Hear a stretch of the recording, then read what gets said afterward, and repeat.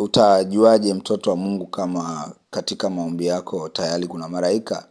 Utajuaje uwepo wa malaika? Dalili za uwepo wa malaika katika maombi. Okay? Hiki ni kitu cha msingi sana ambacho napaswa uelewe. Watu wengi mmeacha hata maombi, sometimes mmepata hofu kwenye jambo ambalo mlipaswa pengine muwe na furaha. Why? Because hamkujua hiki kitu. Okay? Kitakusaidia leo sana sana sana. Kitu cha kwanza ambacho kinaonyesha kwamba kuna uwepo wa malaika kwenye eneo lako wakati wa maombi. Kitu cha kwanza kinaitwa heat sensation. Ni heat, unahisi kama moto. Inaweza kawa kwenye paji la uso, inaweza kawa kwenye miguu, inaweza kawa kwenye kifua. Okay? Ni moto ambao haukuchomi ukaungua, haukuumizi. Okay? Na kama ni mtu wa imani, kuna sometime unaweza kumwambia Roho Mtakatifu kwamba kama ni kutoka kwa Mungu, hamisha, labda uweke kwenye paji la uso. Utaona anahamisha. Amen. Yes, kwa mtu mwenye imani. So ukihisi moto labda kwenye paji la uso, kwenye kifua, kwenye mikono, hiyo ni alama pia kuna malaika kwenye hilo eneo. Kwa sababu gani? Kwa sababu Biblia inasema Waebrania 1:7, na kwa habari za malaika asema, afanyaye malaika wake kuwa pepo na watumishi wake kuwa miale ya moto. Haleluya. So lazima ujue wazi kwamba wakati mwingine ukihisi heat sensation, kuna uwepo wa malaika. Na ukijua hivi, maana yake hautakuwa unaogopa. Okay? Wewe nisikilize vizuri tu. Okay? Safi.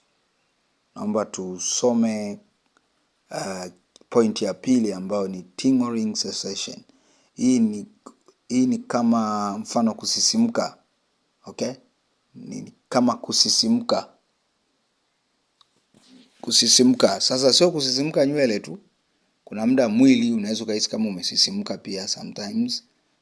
Lakini kuna muda inakuwa kwa mbali kama nini ile, kama kishoti fulani cha umeme, ila kwa mbali. Hiyo ni nguvu pia zinaonyesha. Zikitokea upo kwenye maombi, inaweza kuwa uwepo wa malaika. Amen. Na hii kiBiblia ukisoma kile kitabu cha Ayubu, soma kitabu cha Ayubu 4:15. Ayubu baada ya kutokewa na ile roho alitamka maneno. Ngoja nikusomee hapa. Inasema, ndipo pepo alipita mbele ya uso wangu na nywele za mwili wangu zilisimama. Haleluya. So hiyo ni alama ya kwamba malaika wapo. Namba 3 ni mwanga. Okay? Mwanga, sometimes upo unasali unaona kama umepita mwanga hivi. Sharp. Alafu kigeuka kutafuta huo mwanga uko wapi? Hauoni. Hiyo ni alama pia ya kwamba kuna malaika.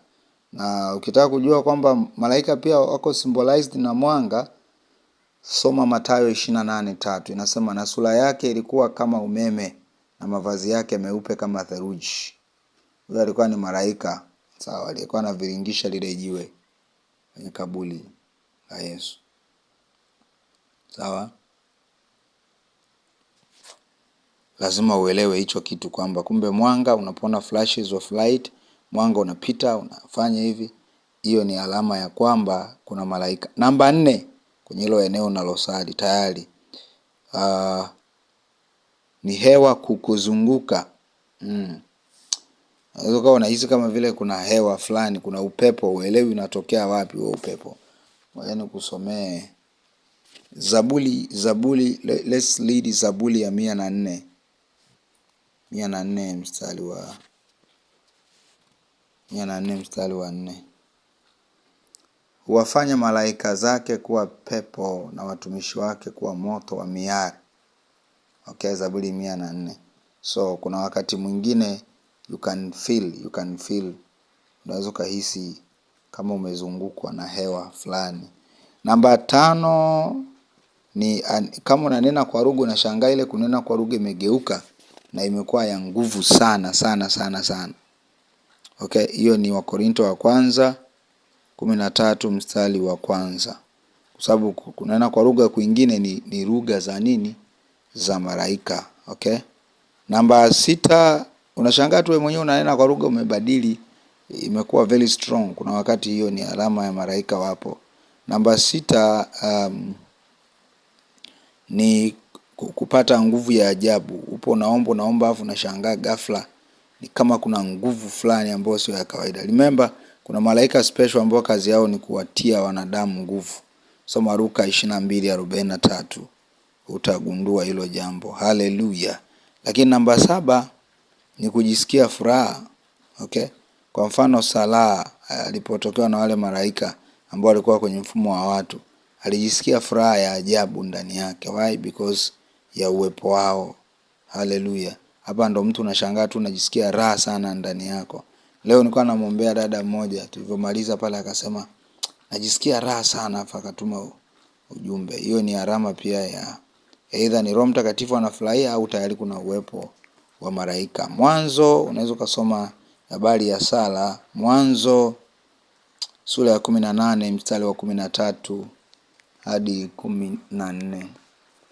Unaweza kusoma na hii itakusaidia sana. Kwa hiyo usiogope tu. Watu wengi wanakimbilia sana kuogopa, wajikuta wanazuia utendaji kazi. Mungu akubariki sana, nikutakie siku njema.